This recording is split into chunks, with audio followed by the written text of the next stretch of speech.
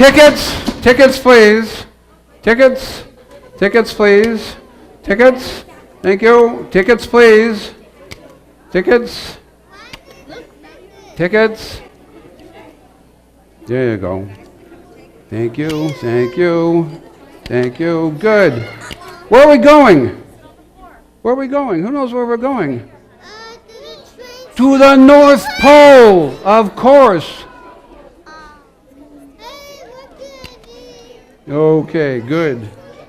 I'll get everybody else. Everybody else have a ticket? Okay, good. Just stick them up so I can see them. All right, ready. Let's go.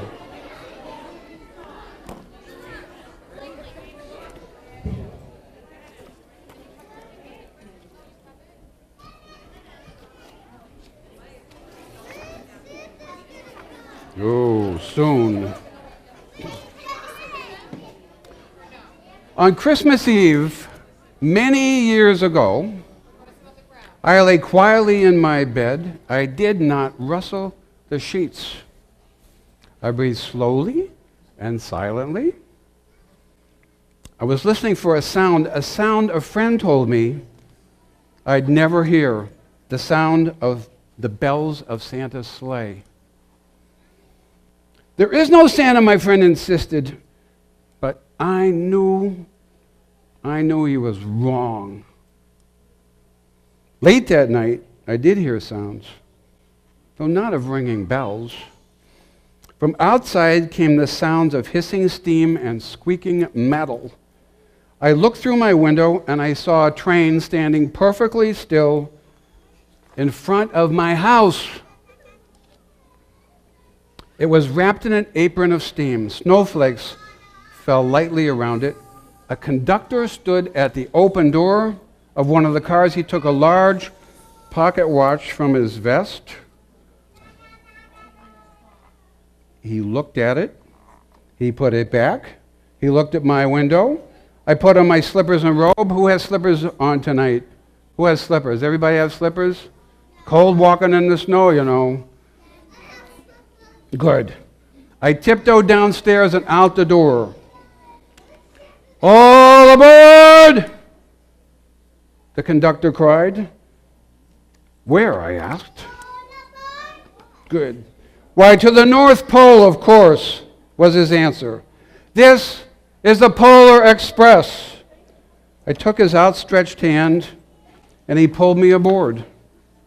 The train was filled with other children, all in their pajamas and nightgowns. We sang Christmas carols and ate candies with nougat centers as white as snow.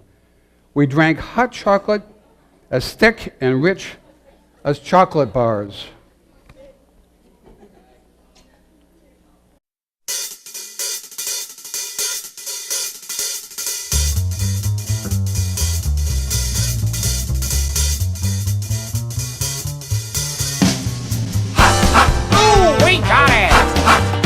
We got it!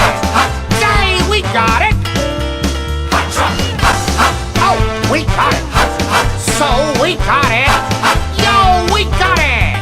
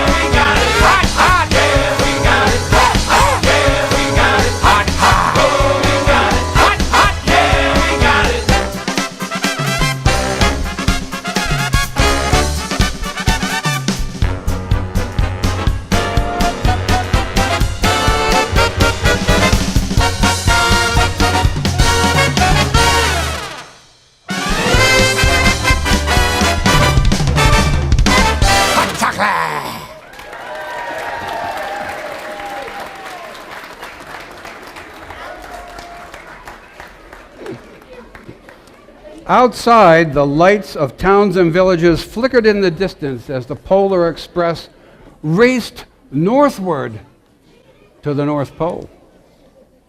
Soon there were no more lights to be seen. We traveled through cold, dark forests where lean wolves roamed and white-tailed rabbits hid from our train as it thundered through the quiet wilderness. We climbed mountains so high it seemed as if we would scrape the moon. But the Polar Express never slowed down. Faster and faster we ran along, rolling over peaks and through valleys like a car on a roller coaster. The mountains turned into hills, the hills to snow-covered plains, and we crossed a barren desert of ice. The great polar ice cap. Lights appeared in the distance. They looked like the lights of a strange ocean liner sailing on a frozen sea. There, said the conductor, there is the North Pole. The North Pole. It was a huge city standing alone on top of the world, filled with favorites where every Christmas toy was made. At first, we saw no elves. They're gathering at the center of the city, the conductor told us. That's where Santa will give the first gift of Christmas. The conductor answered, he will choose one of you. Look, shouted one of the children, the elves. Outside, we saw hundreds of elves. As the train drew closer to the North Pole, the center of the North Pole, we slowed to a crawl. So crowded were the streets with Santa's helpers. When the Polar Express could go no further, we stopped and the conductor let us outside. We pressed through the crowd to the edge of a large open circle. In front of us stood Santa's sleigh. The reindeer were excited. They pranced and paced, ringing the silver sleigh bells that hung from their harness. It was a magical sound, like nothing I've ever heard. Across the circle, the elves moved apart, and Santa Claus appeared. The elves cheered wildly. He marched over to us, and pointing at me, he said, let's have this fellow here. He jumped into his sleigh. The conductor handed me up. I sat on Santa's knee, and he asked, now, what would you like for Christmas? I knew I could have any gift I imagined. But the thing I wanted most for Christmas was not inside Santa's giant bag. What I wanted more than anything was one bell from Santa's sleigh. When I asked, Santa smiled. Then he gave me a hug, and he told an elf to cut a bell from the reindeer's harness. The elf tossed it up to Santa. He stood holding the bell high above him, and he called out, the first gift of Christmas! All right. A clock struck midnight, and as the elves roared their approval, Santa handed the bell to me, and I put it in my bathrobe pocket. The conductor helped me down from the sleigh. Santa shouted out the reindeers' names, cracked the whip. His team charged forward and climbed into the air, and Santa circled once above us and then disappeared into the cold, dark sky. As soon as we were back inside the Polar Express, the other children asked to see my bell. I reached into my pocket, but the only thing I felt was a hole. I had lost the bell from Santa's sleigh. Let's hurry outside and look for it, said one of the children, but the train gave a sudden lurch and started moving. We were on our way home. Broke my heart to lose the bell. When the train reached my house, I sadly left the other children. I stood at my doorway, and I waved goodbye. The conductor said something from the moving train, but I couldn't hear him. What? I yelled out. He cupped his hands around his mouth. Merry Christmas! He shouted. The Polar Express let a loud blast from its whistle, and it sped away. Now, on Christmas morning, my little sister Sarah and I opened our presents. It looked as if everything had been already unwrapped. Sarah found one last small box. And it had my name on it. Inside was the bell. There was a note. Found this on the seat of my sleigh. Fix that hole in your pocket. Signed, Mr. C. I shook the bell. It made the most beautiful sound my sister and I ever heard. But my mother said, "Oh, that's too bad." "Yes," said my father, "it's broken." When I'd shaken the bell, my parents had not heard a sound. At one time, most of my friends could hear the bell, but as years passed, it fell silent for all of them. Even Sarah found one Christmas that she could no longer hear its sweet sound. Though I've grown old, the bell still rings for me, as it does for all those who truly believe. Well, that brings to the end our trip on the Polar Express. But, I thought that Santa was here. He said he had the last gift of Christmas. Are you here, Santa? Are you here, Santa? Whoa, whoa, whoa, whoa! Oh, look! The first gift of Christmas! Merry Christmas!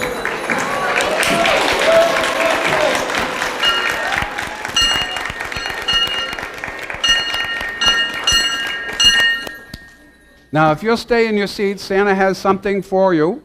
He's going to give out the bells, which are the first gift of Christmas, but he couldn't give out one gift to one person, so there's one for everybody. Well, everybody who believes. If you don't believe, you're not going to hear a ring anyway. Okay, Santa, come on down. If you just stay where you are. Merry Christmas.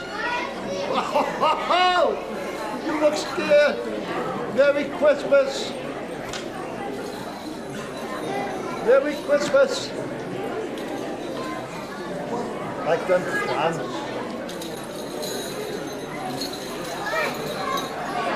Merry Christmas.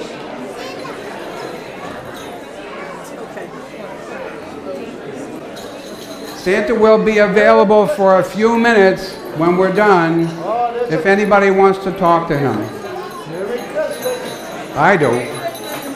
You go? I want to talk. Well, you can go first.